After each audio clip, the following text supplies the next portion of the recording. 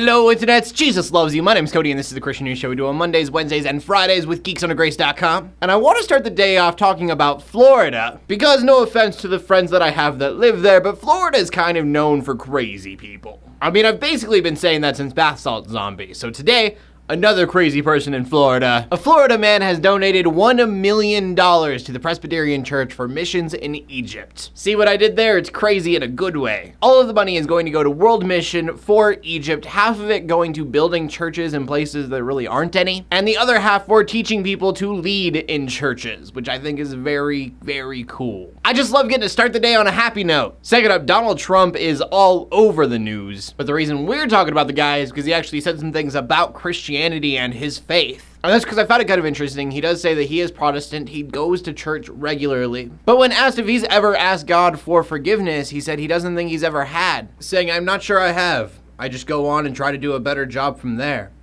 I don't think so. I think if I do something wrong, I just try and make it right. I don't bring God into the picture.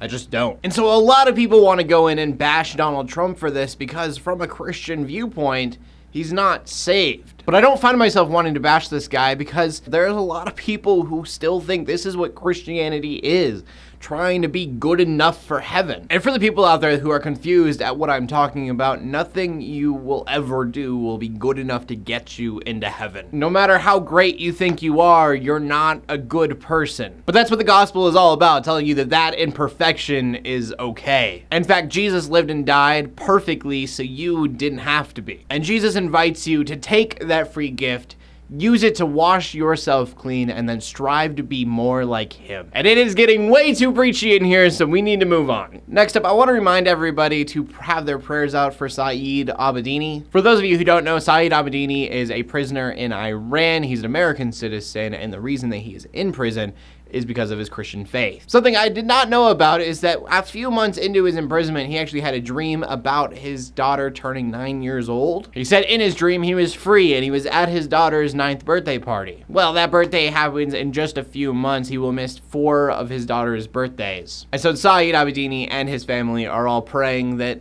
this dream comes true and that he is free before this birthday. And so because of that, I invite us to do the same. Also, it should be noted, because I haven't talked about it yet on the show, that last Wednesday, there was a nuclear deal with Iran and the United States, and they didn't talk about the prisoners at all. Though Abedini's wife said that it actually makes sense and that the United States government has been very upfront with her from the beginning that they weren't going to include anything about Saeed Abedini during this nuclear deal. Which I don't know why, but it's definitely better coming from her than it is coming from President Obama, because from the outside, it doesn't look like he's doing anything, but I'm glad that he's talking with her and they know what's going on. And final story of the day, I do want to talk about the UK Prime Minister, David Cameron. The Prime Minister has a plan in defeating radical Islam within the United Kingdom. We're talking about people in ISIS, Boko Haram, or just this week here in the United States, the man who killed 5 people who were in the Navy. And the way that he wants to do this is by using social media. You may or may not know this, but things you type into Facebook and Google and Twitter, those actually go into a database.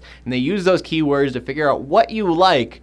And that's why often you see advertisements from things that you're interested in. And so David Cameron wants to use the same technology, and he wants to target people who are using things like ISIS or Boko Haram or anything that's kind of radical Islam related. You see a red flag, you go and you investigate that red flag. It seems pretty simple. But it brings up an interesting question, which is going to be the question of the day. Is this an okay thing to do or not? For me, my point of view is that anything that gets rid of radical Islam is a good thing. And so some people are going to argue with me and go, yeah, what about radical Christianity though? Should we do something about the Westboro Baptist Church? But I think those are two different things. Like, we're not mad at radical Islam because they're being mean to people. We're mad at them because they are murdering people, creating genocide and terrorism. I don't like the Westboro Baptist Church, but those are two very different things. But that would mean that there is a technology out there that is watching every single thing you say on social media and then judging whether or not you are a good person or a bad person depending on what you post on Facebook. Now, right now, this is just an idea. It's not being put into law, but